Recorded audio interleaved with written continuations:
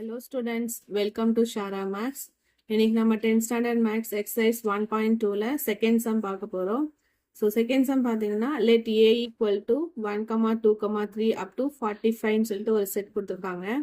And R be the relation defined as square of a number on A. So Aன்ற செட்ல இருக்கிற square numbers ரிலேஷனா எடுத்துக்கணும்னு சொல்லியிருக்காங்க. Write R as a subset of A cross A. Also find the domain and range of R ன்னு சொல்லியிருக்காங்க.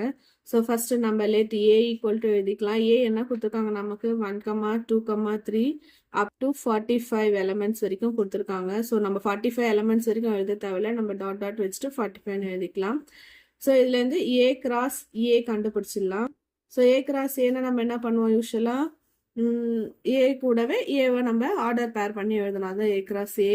So 45 into again A செட்டே மறுபடியும் எழுதிக்கணும் up to 45. இப்போ நமக்கு எப்படி வருங்க, ஃபர்ஸ்ட் பேர் எப்படி இருக்கும் 1, 1, அடுத்தது 1, 2, 1, 3, 1, 4. ஸோ அந்த மாதிரி போகும்போது 1, 45, அதே மாதிரி 2, 1, 2, 4 இந்த மாதிரி போயிட்டே இருக்கும்போது ஸோ இந்த மாதிரி ஆர்டர் பேர் நம்ம எல்லா பேரையும் நம்மளால எழுத முடியாது. ஸோ 1, 1 இந்த மாதிரி 45, 45 வரைக்கும் வரும். சரிங்களா? ஸோ இதான் நம்மளோட ஏ கிராஸ் ஏ.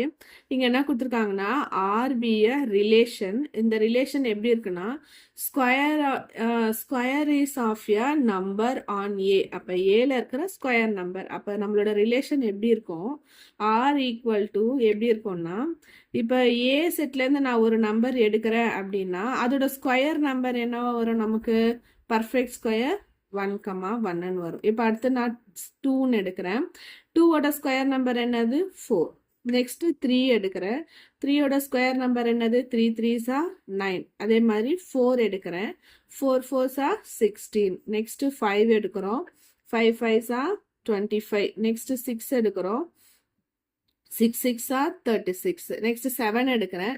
7 7s are 49 வரும். ஆனால் நமக்கு 45 தான் இருக்கணும் ரிலேஷன்னா. சரிங்களா? அப்போ நமக்கு 7 எடுக்கக்கூடாது. ஸோ இப்போ பாருங்க ஆர் இஸ் ஏ ரிலேஷன் எழுதிட்டேன் நான். இப்போ நெக்ஸ்ட் லைன் என்ன கொடுத்துருக்காங்கன்னா write R as a subset of A cross A சொல்லியிருக்காங்க.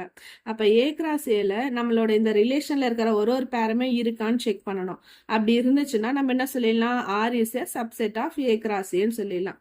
ஸோ இப்போ 1, 1, 1, 2 இருக்கும்போது 1, 4 தான் நமக்கு வரும். சரிங்களா? இப்போ 1, 1 இருக்குங்களா, அதே மாதிரி 2, 4 கண்டிப்பா இருக்கும். 3, 9 இருக்கும். 4, அது வரைக்கும் நமக்கு கண்டிப்பா இந்த 3, 36ன்றதும் நமக்கு இதுக்குள்ளதான் இருக்கும்.